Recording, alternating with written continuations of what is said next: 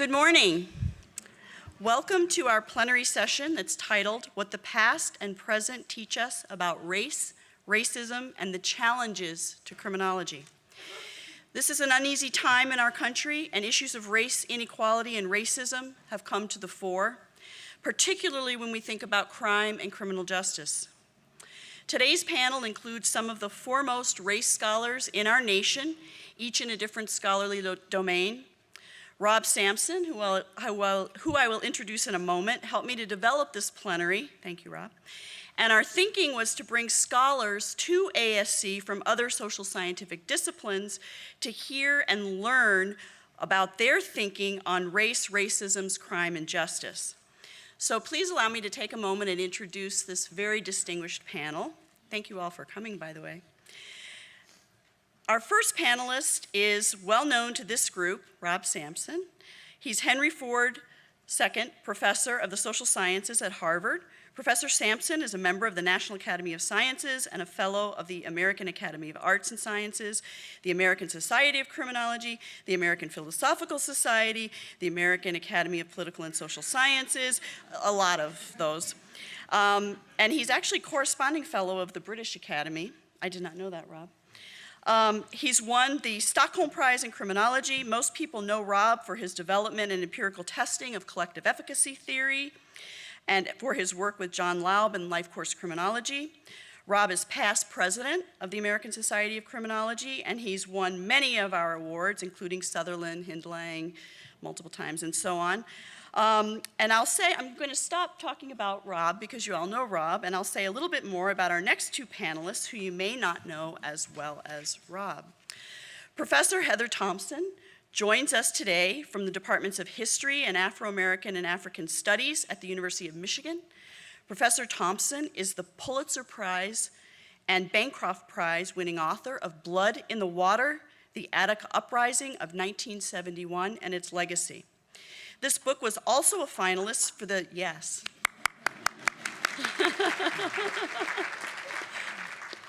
This book was also a finalist for the National Book Award and has won a long list of other prizes as well. The book's been recommended on many best books lists, including the New York Times Most Notable Books of 2016, as well as numerous other lists. Professor Thompson has been speaking about the book many times on television, including PBS, NewsHour, CBS Sunday Morning, The Daily Show, many, many radio programs. And is there to be a film based on the book? Wow. Beyond this work, Professor Thompson has written often about the history of policing, mass incarceration, and the current criminal justice system for the New York Times, Newsweek, Time, the Washington Post, the Atlantic, on and on, as well as the top outlets in her academic fields. Just a sample of two, she's authored award-winning articles, Why Mass Incarceration Matters, Rethinking Crisis, Decline, and Transformation in Post-War United States, which is the Journal of American History, and Rethinking Working Class Struggle Through the Lens of the Carceral State Toward a Labor History of Inmates and Guards in Labor, Studies in the Working Class History of the Americas. Professor Thompson's piece in the Atlantic Monthly on how mass incarceration has distorted democracy in America was named a finalist for the Best Magazine article in 2014. She served on the National Academy of Sciences panel on causes and consequences of mass incarceration in the United States, and I could go on for a long time about all of these panelists. I'm delighted to next introduce Professor Lawrence Bobo, who is the W.E.B. Du Bois Professor of the Social Sciences, and he holds appointments in sociology and in African and African American studies at Harvard. He's now Dean Bobo, I believe. It's about like a month and counting, yeah. And he is Dean of Social Sciences in the Faculty of Arts and Sciences at Harvard. We're glad you could get yourself away to come and be with us. Professor Bobo's research focuses on social inequality, politics, and race. His articles have appeared in the American Sociological Review, the American Journal of Sociology, Social Forces, the American Political Science Review, the Journal of Personality and Social Psychology, Social Psychology Quarterly, Public Opinion Quarterly, and so on and so on. He's founding editor of the Du Bois Review, Social Science Research on Race, which is published by Cambridge. He's co-author of the award-winning book, Racial Attitudes in America, Trends and Interpretations.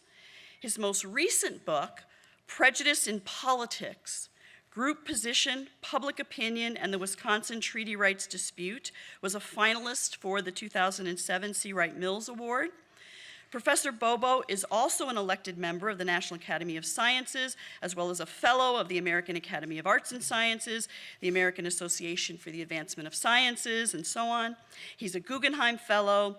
He's received research grants from many agencies and has been on the faculty at the University of Wisconsin-Madison, where I first met Larry when I was a student, and he was a brand new professor, UCLA and Stanford. Please welcome our esteemed guests.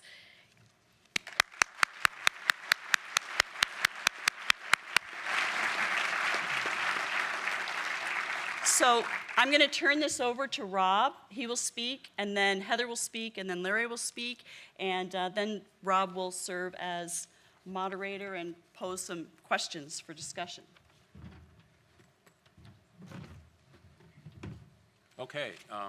Thanks, everybody, for coming. Just note there's probably a dozen seats or more in the front for those that are in the back and would like to come up. Let me begin by thanking Karen for organizing this plenary session. The topic is fundamental, clearly, especially in these volatile times, but it's also historically important as well.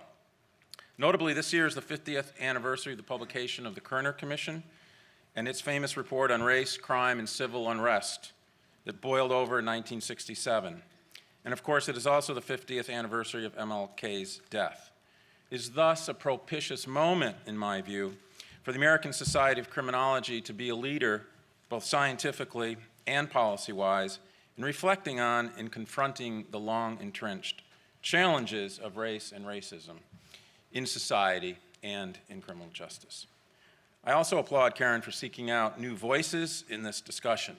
Not me, I'm an old-timer at ASC. But Heather and Larry are not, and that is the point. As Karen noted, they are leading international scholars who have conducted award-winning research on issues related to race and crime. We're fortunate to be able to hear their thoughts today, and I'm fortunate to be able to consider them friends and colleagues. But now Larry's my dean, so I don't know. Be careful. I'm going to be nice. But seriously, perhaps in time we can consider them card-carrying members of ASC. So here's the plan that we worked out. Heather and Larry are going to be the main speakers. My job is to briefly set the context and give just a little bit of my own take on the issues at a fairly general level, and then lead a discussion among the three of us after their presentations. I will pose a series of questions, and then we'll discuss them and hopefully have a little bit of time to open it up to the audience. So a little bit on context. A bit oversimplified, but I think it is fair to argue that there have been two main tracks of research on race and crime, largely separated in traditional criminology. One track focuses on the patterns and causes of racial disproportionality in crime and violence. Where do they exist? What types of crime? What are the causes? And so forth. And the second track on criminal justice responses, most recently, of course, mass incarceration. A recent issue of the Du Bois Review, Social Science Research on Race, which is a terrific journal, Larry actually edits it, had a special issue that was guest edited by our recent ASC president, Ruth Peterson, along with Lori Crevo and Catherine Russell. And this is spot on with respect to our discussion today. I would highly recommend it. It's now available on race, ethnicity, crime, and justice in uncertain times. And this volume reflects, I think, the dual focus that I just mentioned. Although there's some disagreement and differences among its authors, as you might expect, I think overall there's systematic evidence that structural disadvantage and racism play a key role in both the causes of racial disproportionality in crime and criminal justice system. Now, in terms of my own take, in the volume, Bill Wilson and I revisited our paper that was published in 1995 toward a theory of race, crime, and urban inequality, this structural theory focuses mainly on track 1, and we presented this thesis in New Orleans, and by the way, the whole volume grew out of Ruth's organization of sessions in New Orleans. And so I'm not going to repeat the paper or the thesis.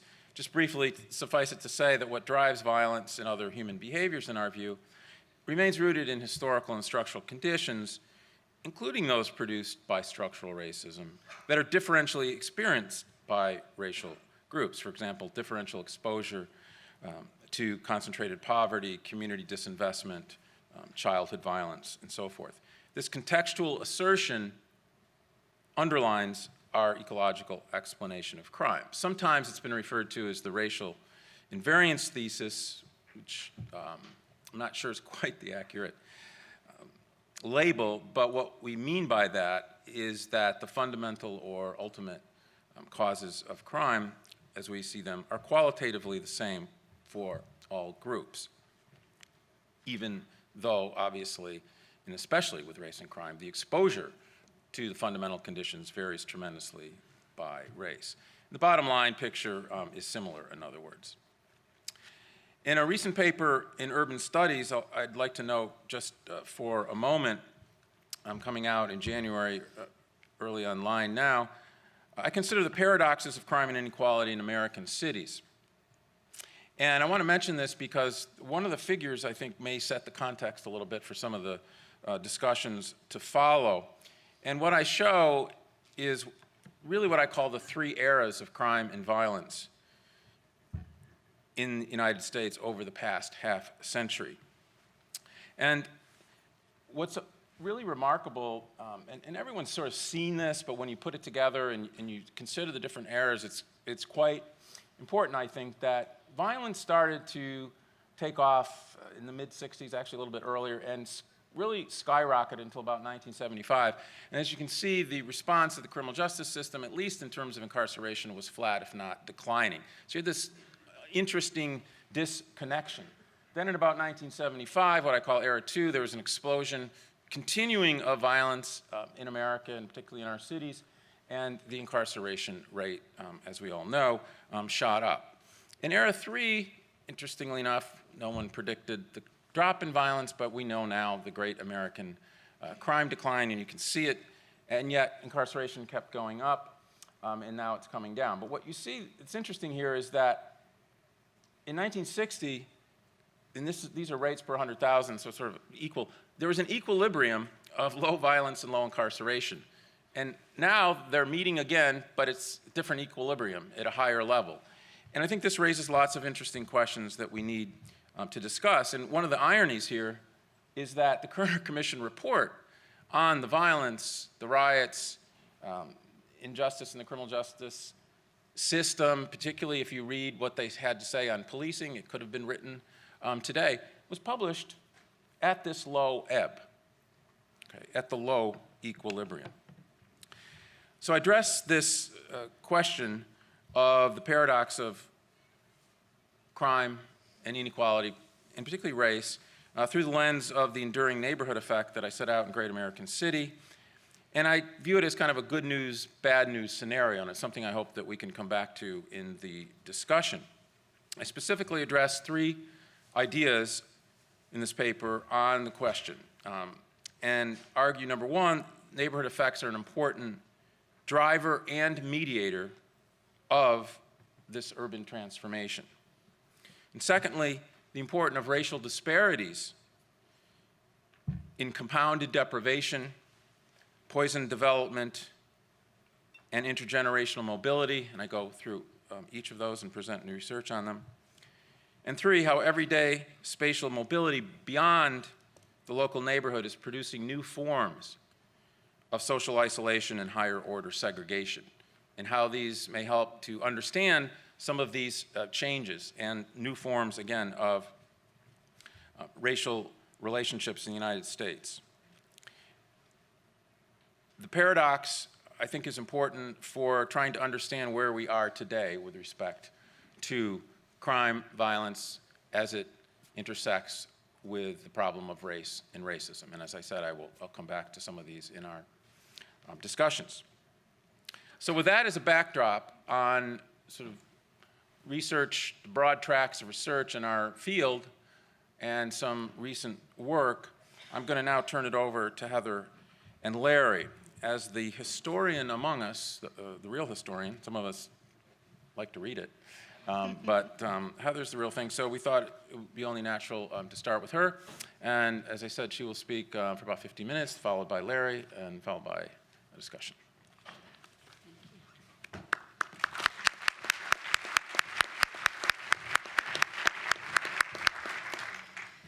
Good morning. Thank you so much for inviting me here. I have to say, I feel a bit like a fish out of water because there's already been graphs up on the PowerPoint, and I'm a historian, so I say that as a disclaimer because a lot of you will probably be shaking your heads, saying, oh, that's all so fuzzy. Trust me, there is a deep methodology behind this as well, but I'm much more of a storyteller than I am a graph pointer outer.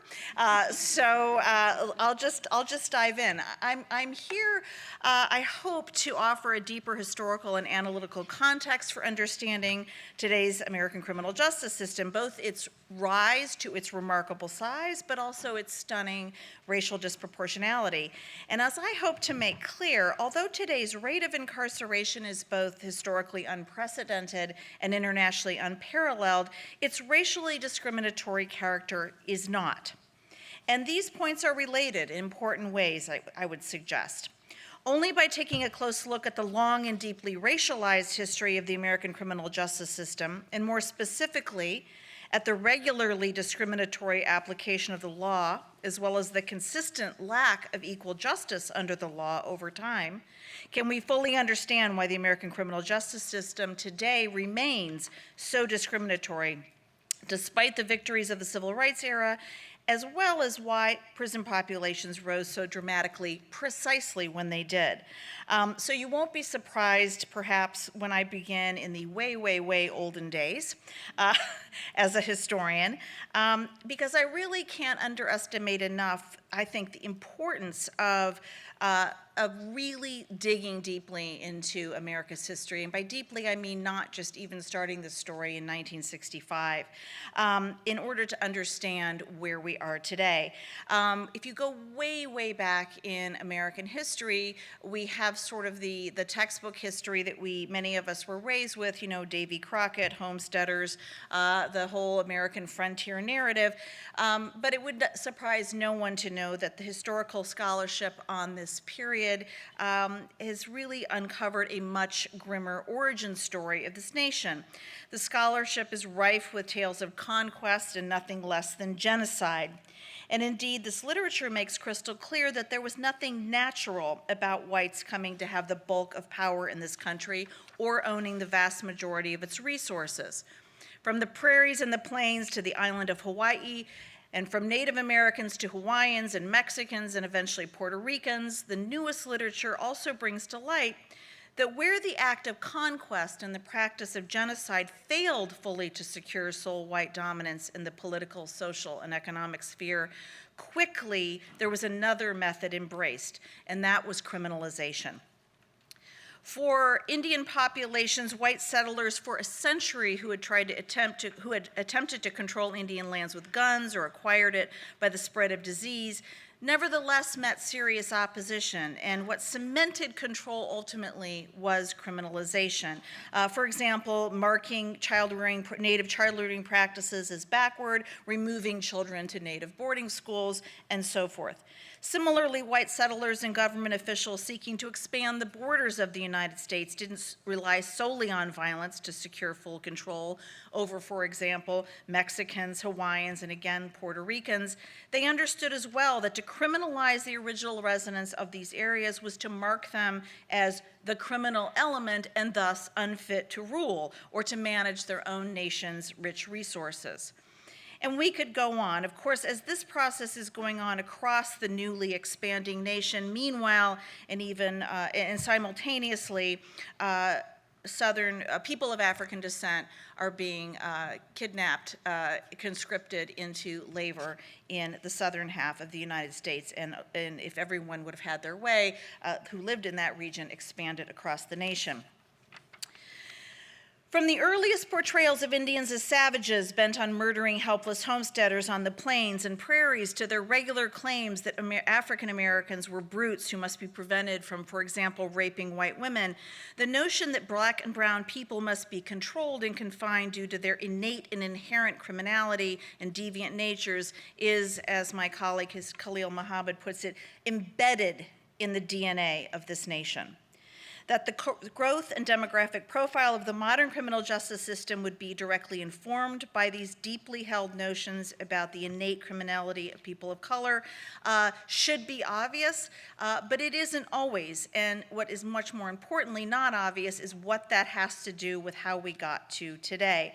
Notably, during enslavement, this was particularly not obvious, and this is in no small part because enslaved people, when accused of wrongdoing, were often punished not in state institutions or by the state, but in fact punished by slave owners. But right after the abolition of slavery, the phenomenon of how important criminality was to control became immediately apparent. What essentially happens in a very complicated story is that immediately upon emancipation, black spaces are criminalized in all new ways. Things that had not been illegal were made illegal. Things that had been illegal were made even more illegal. And overnight, places like the Georgia State Penitentiary go from being literally all white to all black. And that didn't mean that that white folks stopped committing crimes or that black folks lost their minds with freedom.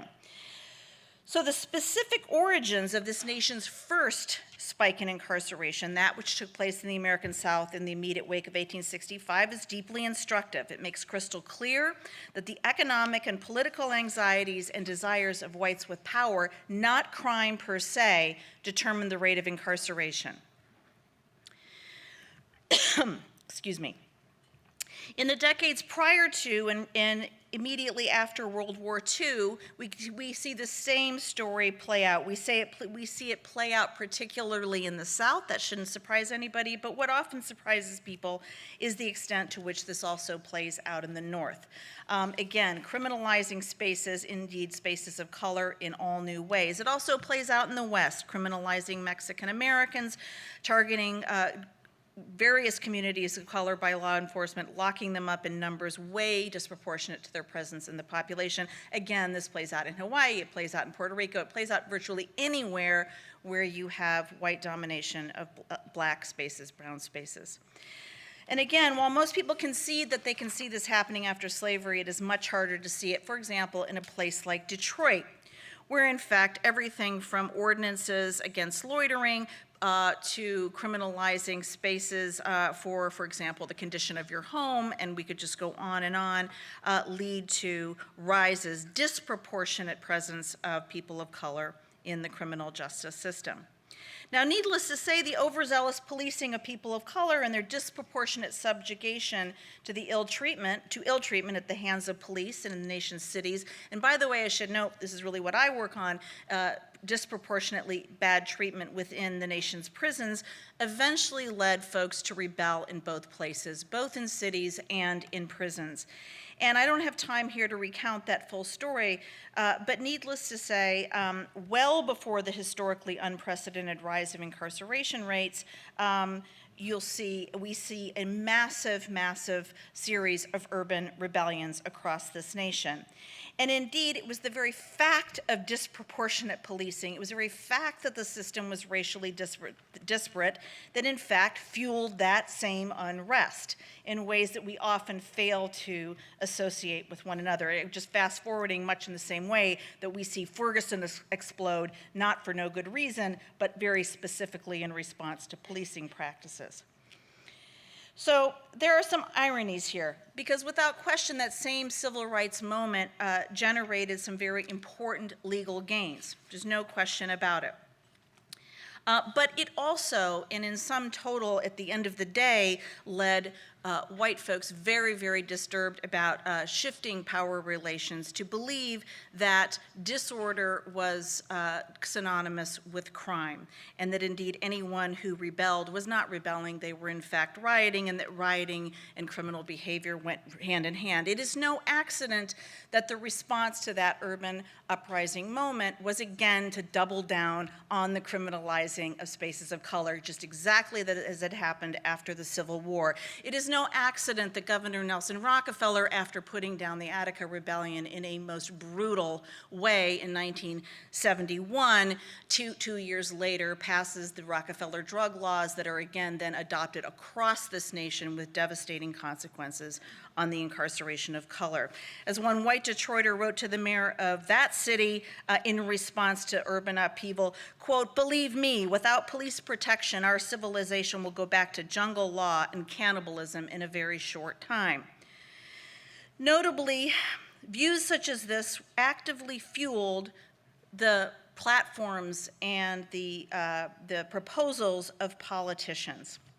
And indeed, none were immune to this, including President Lyndon Johnson, who very quickly began speaking of the nation's crime problem as one of the most serious problems facing the nation.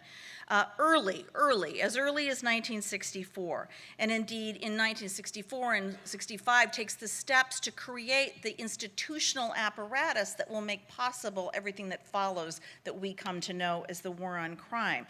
New crime bills, new crime laws, new funding for prisons, for prison guards, for police, and so forth. Now notably, and this is where I have to defer more to my number crunching colleagues, but it seems to me that one thing we can look at the historical rates of crime, that crime is not remarkable at all in 1964 when Lyndon Johnson really begins this in a very bipartisan fashion.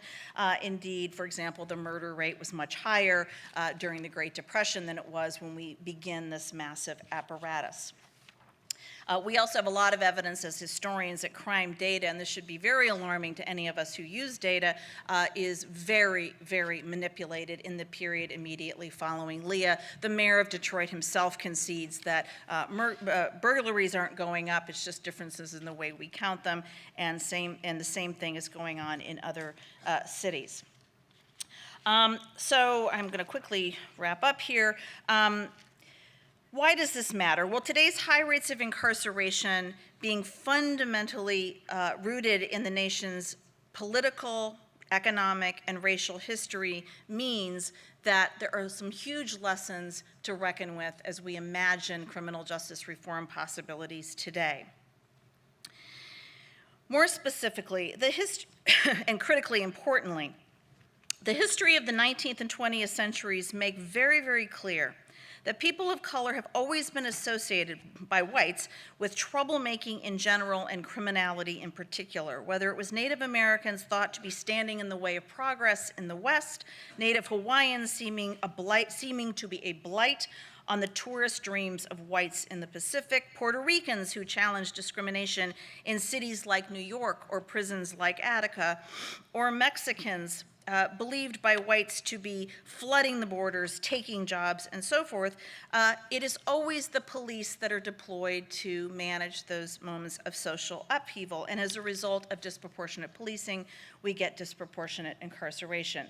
Indeed, that is why the demographics of prisons and jails are as they are, and that why social scientists and historians alike point often to the disconnect between rates of incarceration and rates of crime over time.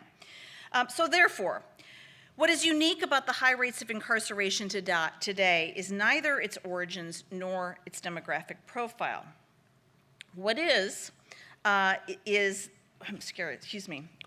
noteworthy is merely its magnitude, which itself cannot be divorced from history. The unprecedented size of the criminal justice system, the historically unprecedented scope and intensity of the law enforcement reaction to the 1960s is itself a historical origin of these very specific high rates of incarceration. So why does this matter?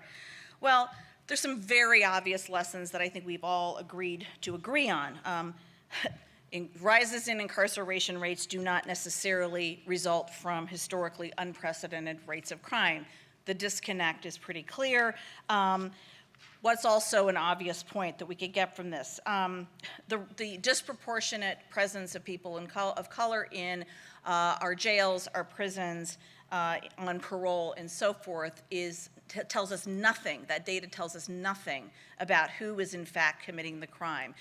We have, I think, finally, I hope, put to rest this idea: do the crime, do the time, and so yes, we've at least gotten that far. But I want to say that there's actually some rather alarming implications for all of us who are serious about studying crime, criminality, and criminal justice reform.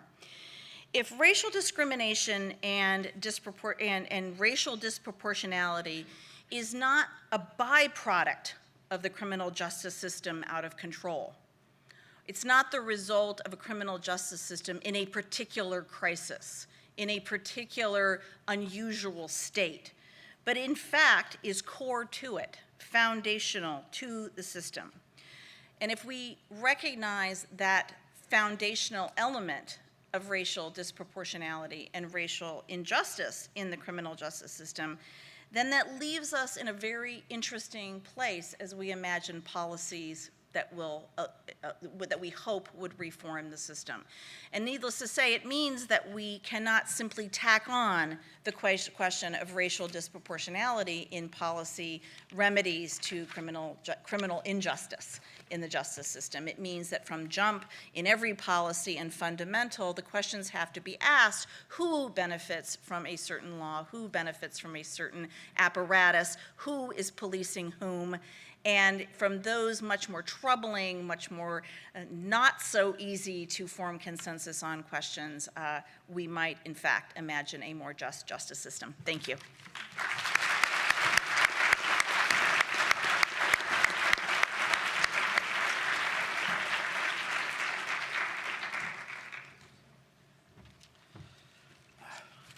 Oh, I'm good, thanks. So good morning, everyone. My thanks, first and foremost, go to Karen Heimer for inviting me to be a part of this plenary session. A special thanks also to my colleague, Rob Sampson, who has put quite a lot of thinking into this session and done, I think, a quite brilliant job of framing some of the key issues for us today. It is probably also wise for me to acknowledge a sort of disclaimer at the outset. My credentials as a criminologist are quite thin, having toiled mostly in the sociological arenas of race, social psychology, and political behavior.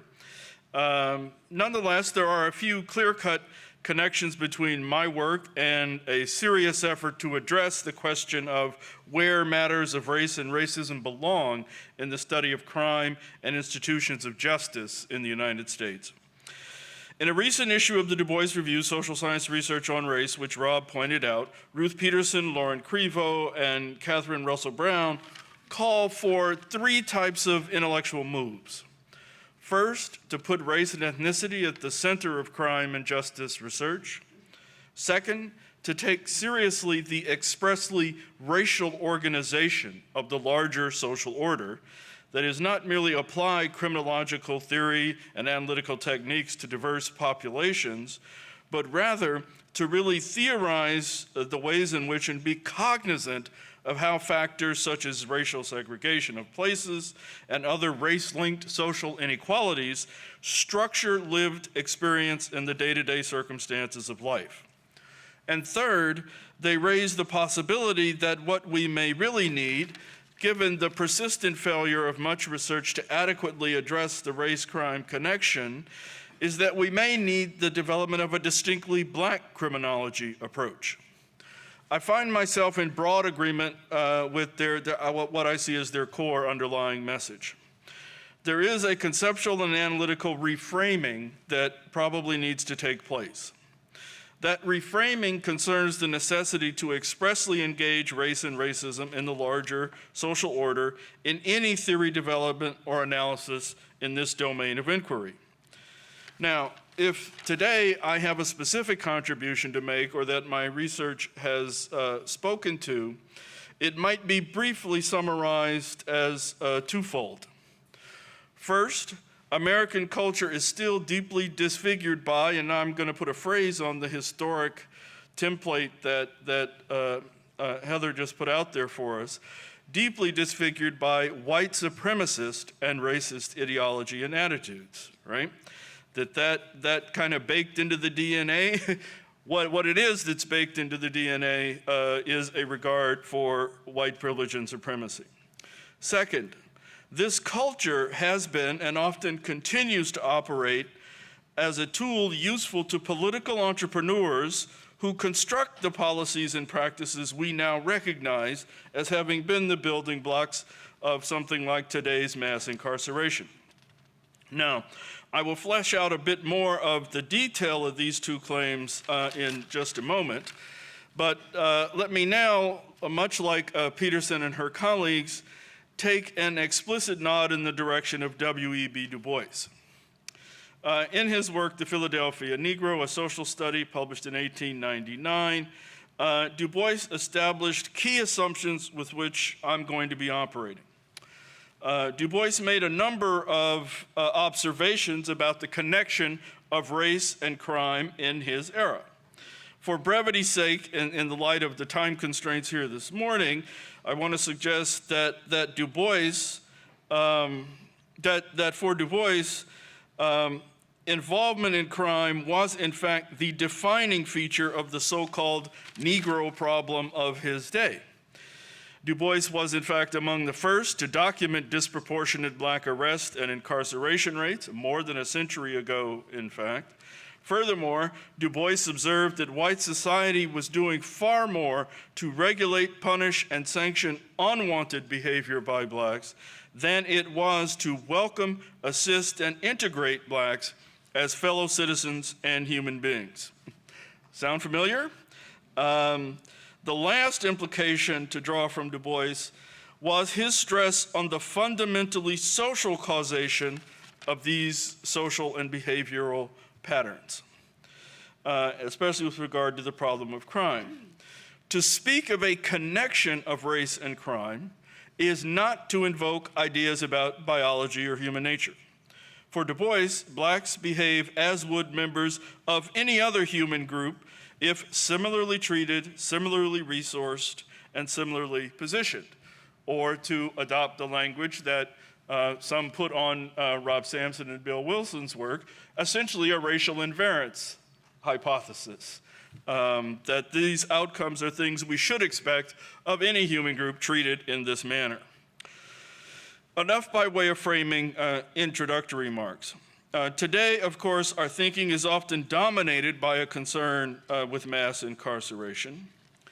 Thanks in part to the pioneering work of my colleague Elizabeth Hinton and her book, From the War on Poverty to the War on Crime, The Making of Mass Incarceration in America, we know that the key foundation stones for mass incarceration were actually laid in the 1960s, as Heather just reviewed, well before the explosion of incarceration rates in the Reagan, Bush, and Clinton years.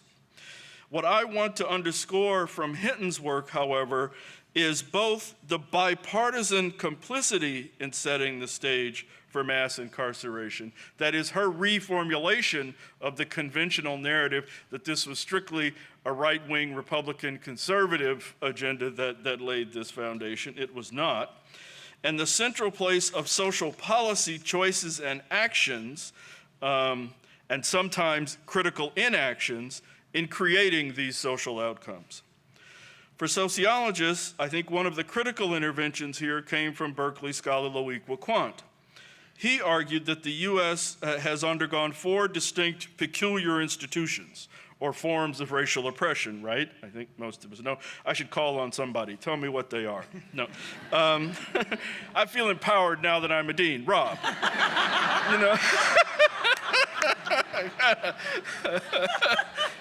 What's the answer here? Okay. The first is slavery. The second is Jim Crow, or de jure segregation and discrimination. The third is the building of the urban ghetto.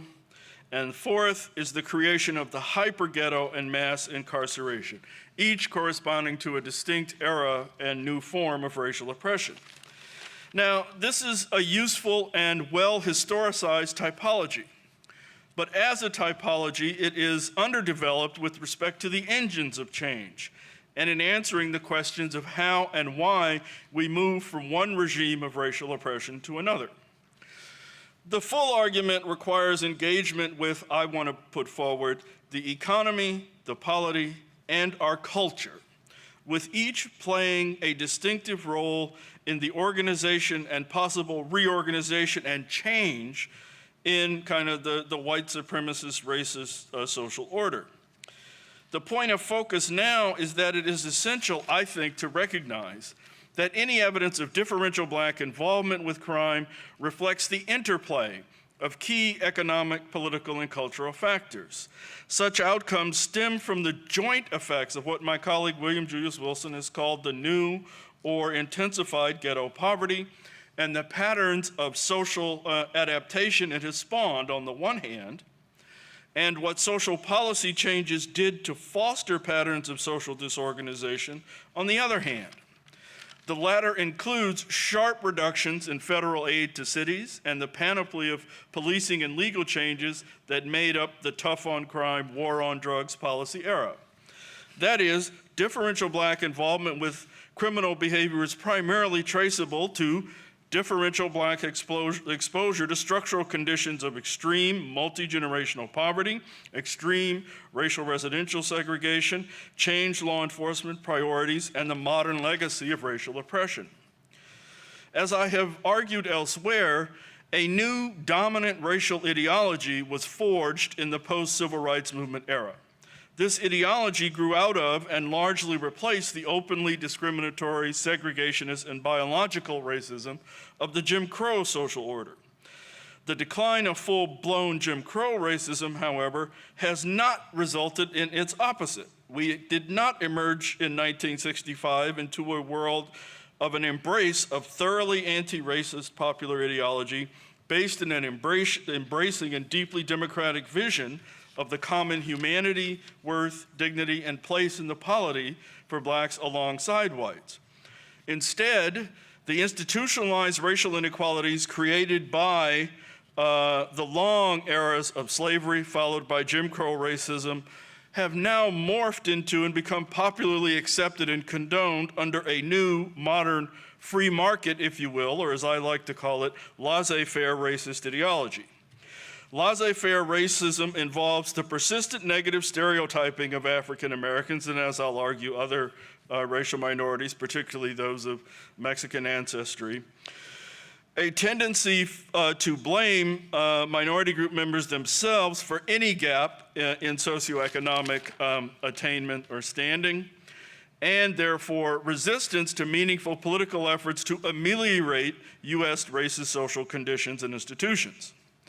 Laissez-faire racism is crystallizing in the current period as a new core feature of the U.S. racial belief system. It's doing so or has done so at a point when African Americans are a heavily urbanized, nationally dispersed, and occupationally heterogeneous group, when state policy is formally race neutral and is arguably committed to a colorblind posture, if Chief Justice Roberts is to be believed, and when most white Americans prefer a more volitional and cultural as opposed to inherent and biological understanding of Blacks or other minorities' disadvantaged status. In my own work with Devin Johnson and with Victor Thompson, I have shown that measures of laissez-faire racism at the individual level in terms of racial outlooks are powerful predictors of public approval for punitive criminal justice policies. They're far more important than political ideology, social class background, community racial composition, criminal victimization itself, and more in predicting whether or not an individual favors tough sentencing laws, use of the death penalty, waging a war on drugs, what have you, on down the line. We've seen political figures appeal to and mobilize voters based on these underlying outlooks, from, to date an example, Bush's use of the Willie Horton ad, to Trump's more recent Bracamonte's advertisement about undocumented immigrants coming over happy to kill police. Thus, racial prejudice, if you will, and the political mobilization of it in response to it is a critical ingredient in this process. Having identified a potent, widespread, and influential form of prejudice that undergirds mass incarceration and helps to give it its racialized character, I do not, however, wish to rule out the possibility of change, even positive change. Before speaking directly to that point, I do want to note that as a consequence of the history Heather laid out and the clear pattern of disproportionate impact of the criminal justice system on Black communities, it should surprise no one that there are profound levels of legal cynicism and alienation that exist in Black communities. Not surprisingly, in light of the data I've reviewed to this point and that others have put before you. But that's a consequential sense of alienation. At a comparatively low level, it prepares people of one particular community to be ready to engage in jury nullification, to really be easily persuaded by claims of police bias having any implication in an arrest or testimony in a courtroom, to hesitate to report crimes to police, to hesitate thinking about working in a sense of partnership with a local police department. Or to cooperate when crimes occur in a neighborhood, or in the more extreme sense, to finally erupt in a rioting behavior when the heavy hand of the state has just become, in effect, too obscene to tolerate any longer on the part of citizens of a particular community. So, and I will say, I've tried to document pieces of all of this from a public opinion attitudinal, often in the survey sense hypothetical point of view, but I did all of this prior to Ferguson, all of this prior to Trayvon Martin. I can only imagine if I went back into the field today to collect data, what the rates of legal cynicism would be like in the deluge of horrific police shooting videos of unarmed African American citizens that seem to occur roughly every 3 or 4 weeks around the country. So part of what I want to say by way of wrapping up is to return to that issue of the potential for positive change. If we were to look at data, for example, in support for the death penalty, we would see that recent data shows that only 54% of Americans favored the death penalty as of, say, June 2018 in national polls for those who were convicted of murder. Now, that reflects a slight blip upward from a low of 49% in 2016, but it is still far below the nearly 80% we observed in 1996. So things do change. What seemed the rock-solid wall of support for punitive policies doesn't always stay there, but as you might predict, those more likely to favor the death penalty are male, white, Republican, add on evangelical, and you got the whole ball of wax. Incarceration rates are now at a 20-year low at the end of 2016. Instead of being close to 3 million, I think the combined number is about 2.2 million. And in fact, crime and arrests are down, and the black-white gap in incarceration is shrinking, though blacks are still 3 times as likely to end up incarcerated as compared to their white peers, roughly. And sometimes truly optimistic things happened. I still want someone to give me the account of how Florida ended up repealing the felon disfranchisement legislation, but every now and then the sun does shine.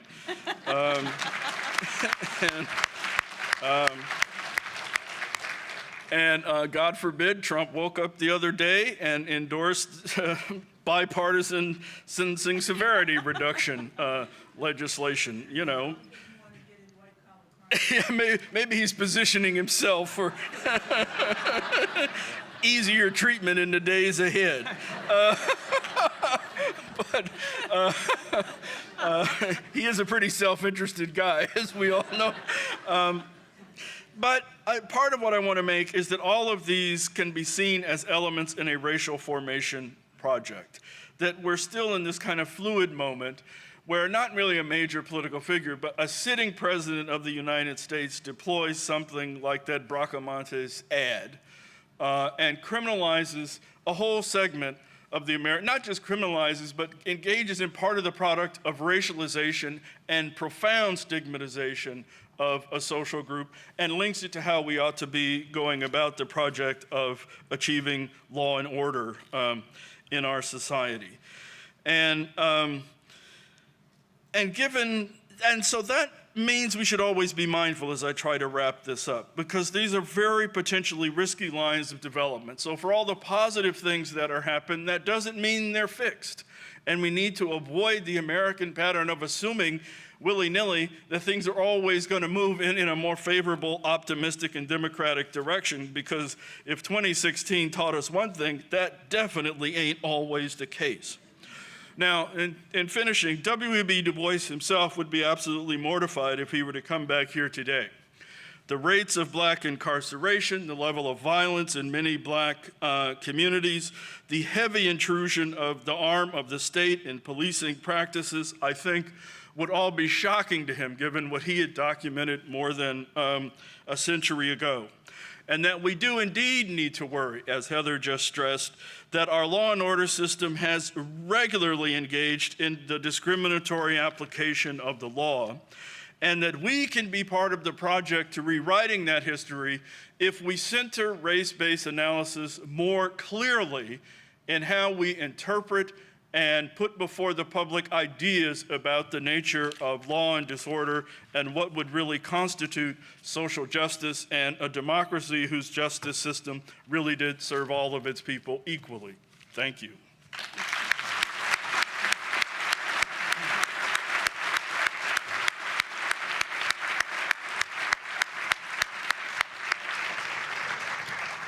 Okay, are these on, all the mics? Yeah, people can hear, great. Thank you both for a very stimulating, provocative discussion, and hopefully we can continue it. We have, almost half an hour to engage in a discussion. What I thought I'd do is raise some questions, some of which I sent to Larry and Heather ahead of time, a couple new ones. Just have a roundtable discussion, informal, and then hopefully have some time for audience questions as well. Thought I'd start with the historical piece as well, but I want to make sure we have time to get into a discussion of kind of the present and also implications for policy and moving ahead. And even, Larry, you kind of threw out some potentially optimistic ideas there, and so I think that's important to discuss. This isn't just it's all been and bad, how do we improve? But on the historical thing, so a couple interrelated questions here. As I started out in framing this, I noted the two tracks. You know, I think it's fair if you look in the journals and the research literature in criminology on the etiology of crime and the etiology of punishment, that they've been largely separated historically. And so I guess my overarching question there is that intellectually healthy, and do you see that changing, particularly with regard to the questions on the table today? But to put a little bit more meat on that and to reflect on some of the comments that you've made, and it's also why I put that figure up, two of the biggest social transformations in the last few decades have been mass incarceration and the great American crime decline, particularly the decline in violence, which has been substantial.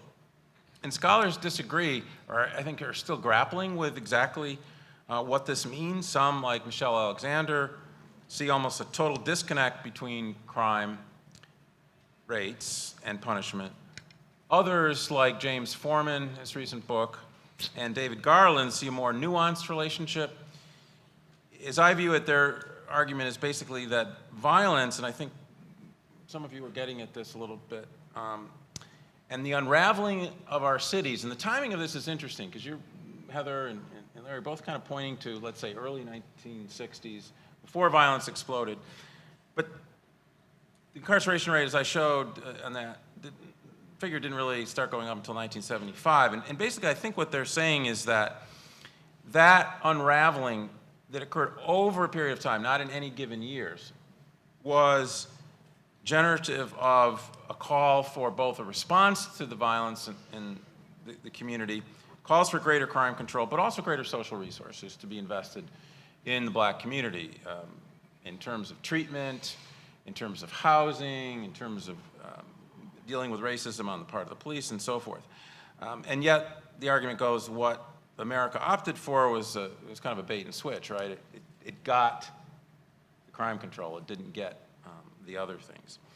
So I guess at least an interesting set of questions, I think, about how we integrate or not these views. How do we integrate the crime, the violence, the unraveling of the cities with the response and the timing of these? And in one way, you might frame it as where structural racism in politics is implicated in the conditions of the ghetto and in the response of how society responded.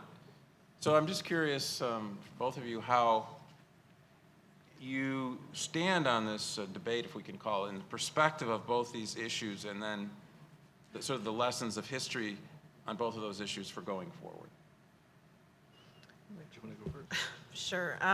So just really quickly, the question about, you noted that people tend to treat the literature on crime is very different from the literature on punishment, and I just want to, again, make the pitch for historians and for history. One of the reasons why that is, I think, is that crime is seen as more natural, it's data, it is a thing that kind of exists, right? There's either crime or there isn't crime. Punishment is understood to be man-made, woman-made, person-made, and therefore we are more comfortable with the idea that that is something that is, we can weigh in on and shape. I think that what a historian would say is that both are in fact human-made, both are in fact constructed, and so it is not helpful to have these literatures altogether separate. I don't think we can talk about the crime decline or the crime rise, for example, without talking about violence. I would much rather talk about violence than crime, for example, because it is true that we get the crime decline. It's also true that overall we get a violence decline. But in the most heavily incarcerated communities, the communities that have borne the brunt of this policy shift, violence is staggering. It is, it's a lived, terrible experience. So what are we really talking about? I think by not separating them, it invites us to humanize and historicize and bring back the actors of the who does what when into our conversation. And the only final thing I would say, you mentioned James Foreman, and there's this literature that who's complicit basically is really the literature. Who's complicit in the fact that we end up with mass incarceration? And isn't it true that black folks are also complicit, because once cities become crime-ridden or violence is really high, doesn't everybody end up party to this? And again, I think that the historians, it's always interesting when James is in the room with historians, because we really quibble and say, decades and years really matter. And in fact, in New York City, for example, the black community is not, in fact, clamoring for more police until the social welfare apparatus is virtually eviscerated. I mean, it is with the collapse of the Great Society that the only one left to call is the police. And so, to really parse out, 64 to 65, 65 to 66, the historian would say that really matters, because eventually, yes, by 1993 and 4, there's so much chaos, there's so much trauma, there's so much devastation, not in no small part because of the war on crime and the war on drugs, that who people call is who is there to call for all manner of social ills. Yeah, I think I would echo some of these comments and that Heather's just made, but maybe frame it in a slightly different language. On the kind of ideology of crime and kind of disproportionate involvement in crime issue, there's absolutely no doubt that there are social processes in what gets defined as crime, of course. Now, I know, Rob, you're trying to specify your question to violent crime, and we could narrow it even further to say homicide, right, where there's a body, where there's less ambiguity about what the situation is there. But I think even in that case, we ought to do what we can to strongly caution ourselves about treating that as just a discrete behavioral act, as though the only thing that mattered is the other actor in that situation and some immediate proximate force or contingencies, when there really is almost certainly a larger context of embeddedness within a family, within a neighborhood, within a community structure, within a larger society. So to my mind, when I think about this separation, I always think in terms of policy commissions, say, for example, what we put pressure on police to prioritize. Is it more important for them to be vigorously pursuing crack cocaine, or is it more importantly for them to be pursuing all illegal drug consumption? Now, if they're told their priority is the pursuit of crack cocaine, well, there's a whole lot of snorting up on the 42nd floor of this hotel that gets ignored. And I guess that's not crime. But, you know, you have to raise questions about that. Or as I sometimes joke with my college students, you know, if police spent as much time in college dorms as they did on the streets of Roxbury and Mattapan, you know, who knows what people's profiles might look like. And that's just a different world. But that's on the commission side. That's on what we're doing explicitly. I think part of the huge connection here is more the acts of omission. If we look at scholarship produced, say, 63, 64, 65, even something like the Moynihan Report, which you've written about, we'll see this acute concern with extraordinary levels of black unemployment and the problem of not having integrated African Americans into the mainstream of the then urban economy, and a real sense of anxiety about what would be the product of having failed to do so. And now they ended up getting sidetracked with let's make families stronger as the rhetoric for trying to intervene and create a jobs bill, and so on. But people recognized even then that some part of key economic, and I would argue political integration, had not yet occurred. And for all the pressure towards starting to move in that direction in the, say, early part of the Johnson years, almost all of that's quickly reversed, either put on hold, and certainly by 1980, completely scaled back. So at a moment when we're really living through the emergence of the truly disadvantaged social order that Bill describes in that book, rather than social policy facilitating people's adaptation to a profound change in the structure of the economy, we just pull back and say, you guys fend for yourselves, and if you cross this line, we're going to arrest you, and we're going to put you in jail for a longer period of time under harsher conditions and make it more impossible for you to be reintegrated once you're released, so that we get in effect, and I like his term for this, what Loic Wacquant calls the extrusion from the body politic. I mean, as if you've somehow been not merely cast out of the village, but out of any entree into polite society. And so I definitely see them as connected things. I see social policy as a key element of it. Some of that involves proactive steps like making sentencing tougher, pursuing a war on drugs, really focusing on drugs that were disproportionately the use of poor people of color, and also huge policy omissions where we had opportunities to do what Du Bois said, you know, put as much attention on welcoming these people as you are putting on sanctioning these people, as he would have told us 100 years ago, and we might have been in different circumstances. Great. So moving, I think, maybe toward the present and policy a little bit, and yeah, we still have about 12 minutes or so to go. So, but I'm just going to maybe ask two questions more and then open it up. One has to do, I guess, with this good news, bad news scenario and whether you're optimistic or not about the future. Let me frame that a little bit. We've already talked about some of the positive changes in terms of decline in crime rate, decline actually in mass incarceration. Criminal justice seems to have a foothold, even in conservative states, it appears. Yet, crime and violence rates are still relatively high in African-American communities and among African-Americans relative to whites. So you have this, disjuncture, and one of the interesting figures Pat Sharkey's recent book shows like the life expectancy among African Americans has really shot up, actually, longevity a lot because of the decline in the murder rate. And so you have these juxtaposing facts, and so I guess I just, quickly get your sense on projecting forward, because Larry, you made the point that nothing is set, right? I mean, just because we're on a particular trajectory doesn't mean it's going to continue on that trajectory, as we've seen from previous history.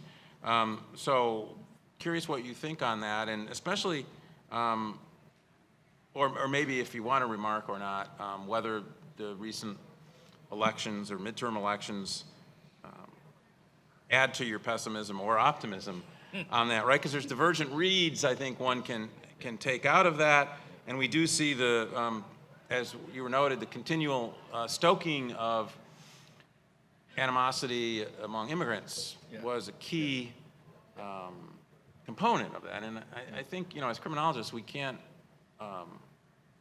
deny, some of the power of the words that were used. Invasion has a very particular mean war, and so, where do you stand on the future in this? I think I would say for the moment I am guardedly optimistic, but hopeful that we would see the development of some sustained transformations. For example, I don't know if anyone's really doing research on what it means that Grover Norquist and the ACLU can now be in agreement about scaling back the law and order state. For those of you who know who Grover Norquist is and was, he wanted government to be shrunk to the size of a baby in a bassinet so he could strangle it. He was that close to being a radical libertarian in his view of state power. But if you get the likes of Grover Norquist and the Koch brothers kind of getting on the same page with David Cole and the ACLU and other folks like this, if that's really a coalition that articulates a philosophy that begins to develop some deep-rootedness, right, that the state's capacity to intrude on its citizens has to be constrained. And if it does so, it has to be done in what would seem either a completely compelling public policy need or at least executed, and probably both, in an even-handed way, kind of irrespective of other group memberships. Maybe that's a salutary thing, and maybe we will continue to see progress along these lines. The discouraging thing is that I think both this midterm election, which none of us have fully digested, I think, and 2020 can arguably be extraordinary pivotal moments in whether the arc of positive change we see gets reinforced, or if once again it gets turned and channeled toward other, exceedingly negative and destructive changes. Because I'll finish this by just saying there are lots of other developments going on below the surface that I think trouble the waters here. The disinvestment in public education, even public higher education, the drive to further destroy what little remains of a union movement, the expansion of corporate power in the control of our political discourse and debate, and the centralization of who controls the media. None of these things I see as democratizing trends, equalizing trends. And so those things give me continued worry about what the future patterns are likely to be. So I wanted, I was very grateful, Larry, that you did not, I didn't want to jump off the building when when you finished. I think that's really important, and I think that certainly you can't look at the long history of this country and not see things as sewn up either negatively or positively. We have, in fact, outlawed slavery. Women can vote now. There are moments when enormous change that's positive can happen. But it's also true that I see these things always much more contested.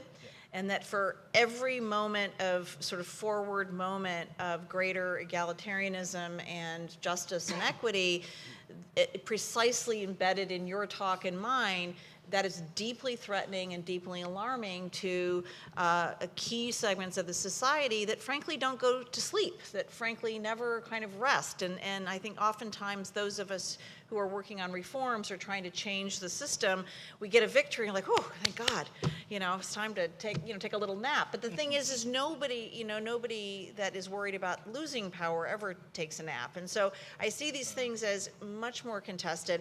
And yes, I too am grateful that there's a bipartisan effort now at criminal justice reform, but I have to just say I am much more dubious about it for one important reason, and that is that the coalition hangs together in large part on this idea that we do need to shrink the federal government, we do need to shrink government, that government is being too intrusive, all the things you just said, but the fact of the matter is that we do need the very social apparatus that it is the absence of the social apparatus that has created so much destruction in communities. So I've been in many discussions with, I remember with the head of the Right on Crime out of Texas, and we agree on everything. It's a love fest, except for on what we do with that money. That we're going to save. And, we all agree, for example, we need good education to keep people out of prison. Yes, right on. We agree on that. The data's clear. But then I said to him, public education? Well, that's been a miserable failure. That's his position, right? That's been a miserable failure. So no. And so my worry about the criminal justice bipartisan reform moment, it's not that it's doomed, it's that the harder conversations that lay just under the surface, which is what do we do with our public dollars? Are we willing to invest our public dollars in community? And here's the real rub, in communities of color. Are we willing, are white people willing to see other people's children in the same way that they see their own? That's the rub, that's the historical rub, that's been the rub since the conquest of this nation. I hope we can. Okay.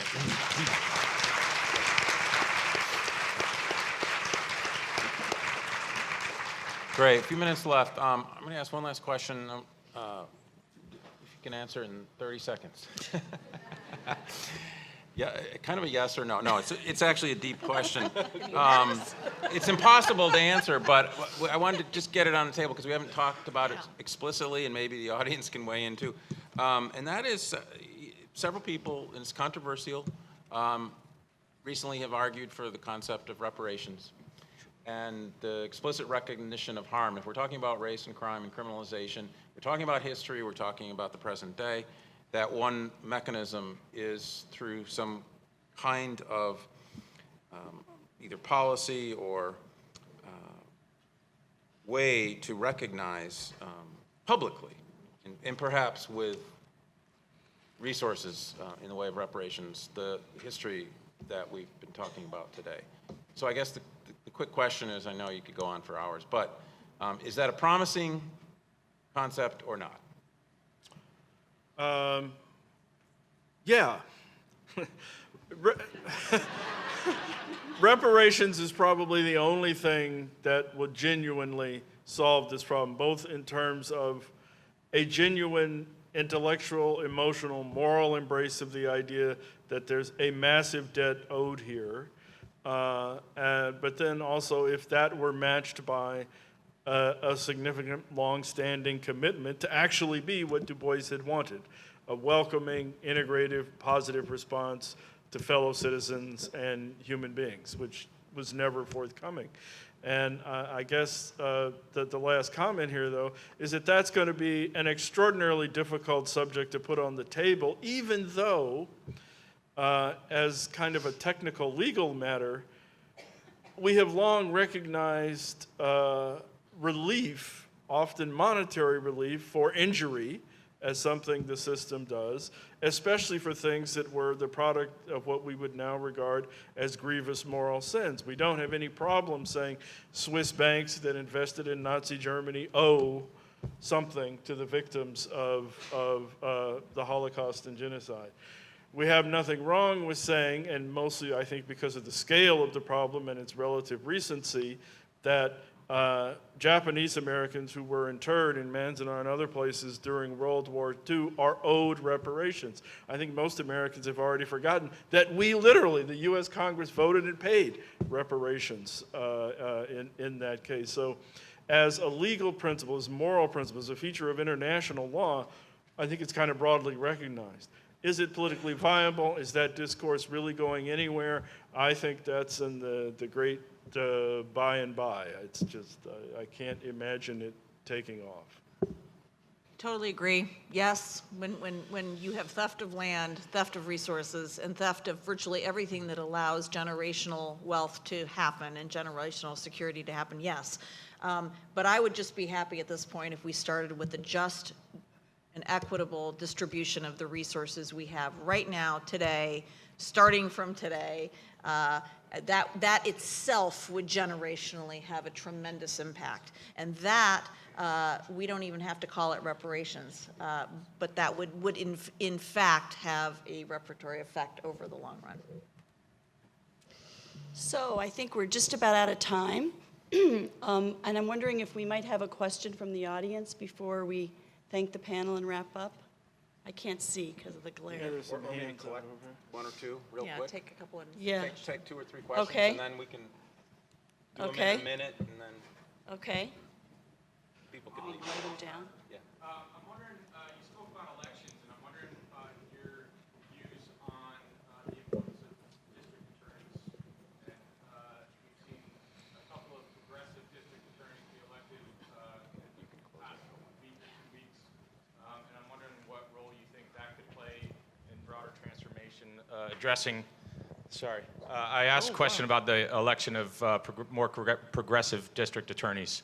And what role that might play in moving forward in terms of Rachel Rollins in Boston and Suffolk County has, put out a list of 15 crimes that she said that they're not going to prosecute that tend to be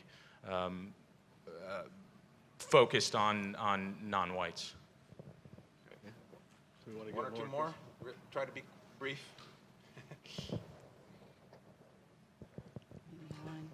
First of all, thank you. I'd like to quickly comment on the idea of reparations, and then I also have a question as well. First of all, I don't think reparations goes far enough. I think it would be just another patriarchal response that would ease the conscience of white America, and I don't think it's far enough. First, and my question is to any of you who feel comfortable answering it, preferably short of making it a literal call to arms, would you agree with the notion that due to America's deep-rooted racism and history of resisting changes that shift power away from white rich men, if minorities want true equality in America, will they have to take it by force, or would an attempt to do so only further agendas such as mass incarceration? What was that? I'll let Heather take the second question. On the first one with respect to prosecutors, it's obviously a great development, especially since we've seen around the country the devolution of so much power and judgment to prosecutorial offices as to say what constitutes a third strike, what's going to be a priority in this court, what kind of posture are we going to take on jury composition, all of these kind of things. So the more that can be done to get progressive people in those positions, kind of the better. And I think that understanding has sunk in a lot of places, and I hope we see much more cognizance of the need to do that. Kind of a related issue at the local level is the same thing, I think, with respect to police shootings, that I thought one of the useful things that was going to come out of Ferguson and these other events, which hasn't really happened yet, is a fundamental redefinition of what constitutes legitimate use of deadly force. Because if police training practices and the law governing when they can fire a weapon are not transformed, we're going to keep getting these ambiguous situations where a shooting of an unarmed civilian occurs. It takes forever to decide whether or not to charge, and then all kind of other malfeasance happens in the interstitial spaces. On question 2, to go back, and this is not to give a fully serious answer, I can see you've been reading a lot of Fanon, and he has an answer for you on that one, and it's not particularly encouraging. I'll leave it at that. So, right on to the DAs, I think that's an easy one. I wish it was a much larger slice of the pie. It's right now, compared to all the DA's offices, it's a drop, but I think it's a great drop in the bucket. Yeah, look, in American history, one thing is very clear. There's rarely, if ever, been the time when people with power wake up one morning and they get out of bed and say, you know what, now I think is the time for us to share power. They are always, in every moment you can imagine in American history, they have given up power only when forced to do so. The question is, what does force look like? And, does it look like Ferguson, or does it mean an armed revolution, like in Haiti? We can discuss that, but there is no question in answer to your question that no one ever gives up power without being forced to do so. Thank you. I want to thank our wonderful, esteemed panel. Please give them a round of applause. Given us a lot to think about. They've given us a lot to think about. Thanks to Larry and to Heather for flying in and participating. And thank you all for coming.